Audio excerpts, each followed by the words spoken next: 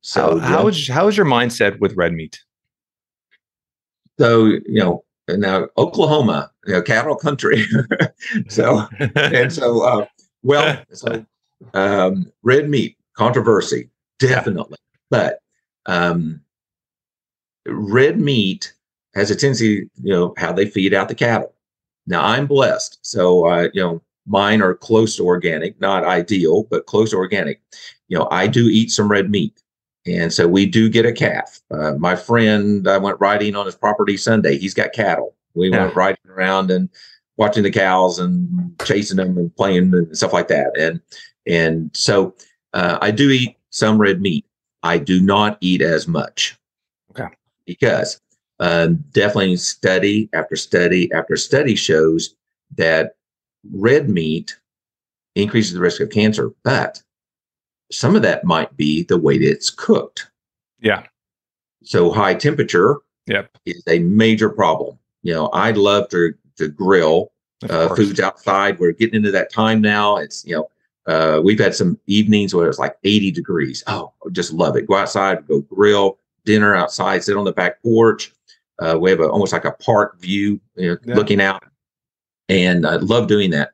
But I cook my steak, or meat right at 350 degrees, and I don't cook them well done. Yeah. So there are studies showing that the more done the meat, of course, increases the risk of cancer. The more browned or blackened the meat, the more toxic chemicals, heterocyclic amines, are forming, and those are cancer causing. And actually, it's not, people say, well, I've been eating like that my whole life. I don't got cancer. Well, there's also some genetics involved. And so I do genetic testing and found out with myself, I have a difficult time getting rid of those toxic chemicals, and they're going to build up in my system. So I don't eat as much smoked barbecue, because that smoked meat is a significant issue for me. So we did go to a barbecue place the other night. We have a group of us that we go out to eat every Friday night, and I had to work late. So we did meet at a place, and I did have, and usually I try to go with something that's not going to be burnt.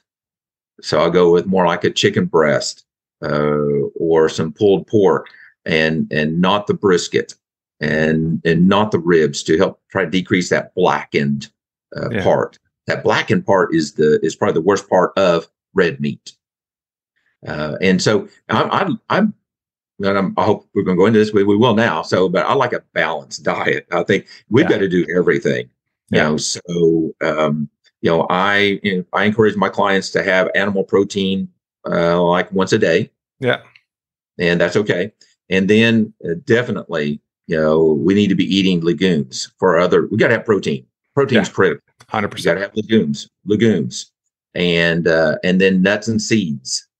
And then often, it depends on the kind of body person and body type and activity level, protein powders. Are great sources to make like a fruit, protein, and oil smoothie.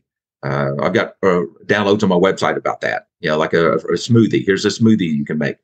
And so those are great options. So we can still get all these things without eating animal protein 3 times a day.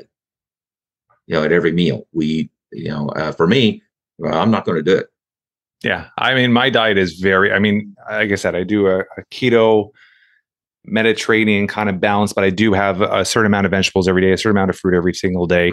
I try to balance your beans and your greens and all that stuff, but red meat, and I'll talk about this in a sec, but red meat, I only have 2 sources of red meat. I wouldn't even call one of them. I have liver every 6 to 7 days, 6 days. And then I have a grass-fed ground beef where I'll make either meatballs or a burger, and I'll make it in the oven. And I do that that's almost my treat. And I do that so I do meat maybe once a week, red meat once a week.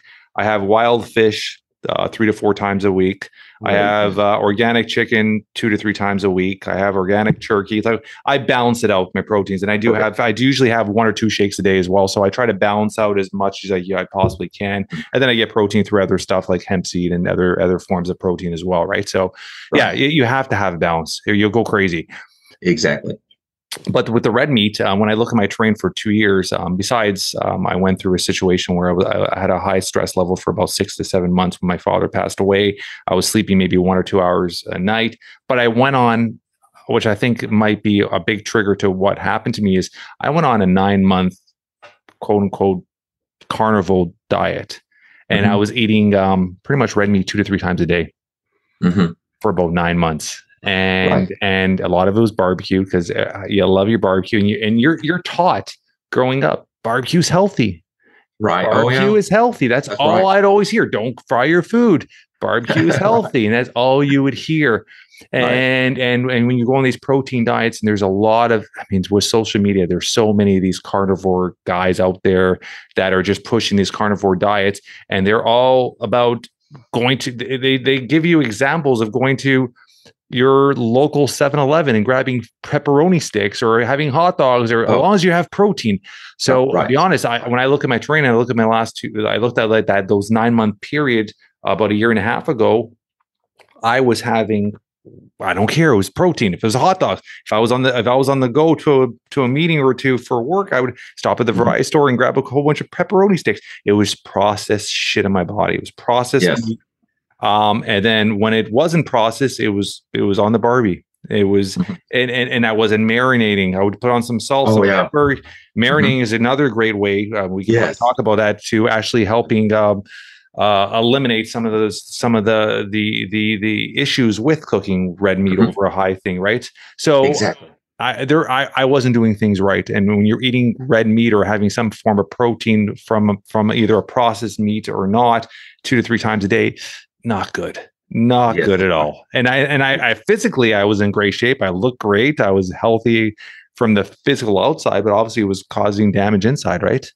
Yes, exactly. And one of the worst actually meats is going to, and meat, I classify that as any animal flesh, but including fish, turkey, poultry, whatever. So, but the worst is the preserved meats. Yeah, 100%. The nitrates, nitrites. When those are cooked, those turn into nitrosamines, increased risk of colon, colorectal cancers. And so those are the worst. And everybody loves their bacon.